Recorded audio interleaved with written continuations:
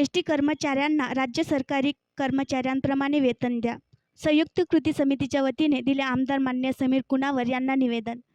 दिनांक 23 जुलै 2024 रोजी हिंगणघाट विधानसभा क्षेत्राचे आमदार मान्य समीर भाऊ कुणावर यांच्या संयुक्त एसटी कामगार कृती समितीच्या वतीने सत्कार करून मागण्यासंदर्भातील निवेदन देण्यात आले.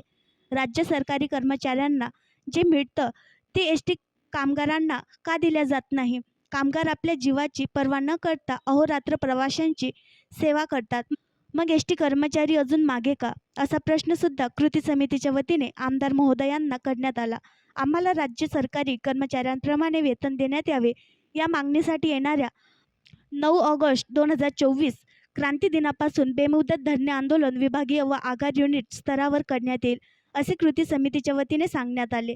आपण आमच्या रास्त मागण्या शासन दरबारी पोहोचवून आम्हाला न्याय द्यावा अशी विनंती सुद्धा करण्यात आली. निवेदन देताना कृती समितीतील कामगार सेनेचे आगार अध्यक्ष DM मानकर, मोटार कामगार फेडरेशन आगार अध्यक्ष अमोल झिलपे, कास्ट्राईक संघटनेचे प्रतिनिधी शेख रज्जाक भाई, कामगार संघटनेचे विभागीय सचिव शम्मी पठाण, आगार अध्यक्ष प्रदीप शेंडे, सचिव श्रीकांत काशीद, बबन नटे, राजेंद्र मडावी, नितीन झाडे, मोरेश्वर येडे, नितीन बेले, मनीष सलामे, प्रमोद नगराडे, जुमनाके कृती समितीतील अनेक सभासद यावेळी उपस्थित होते.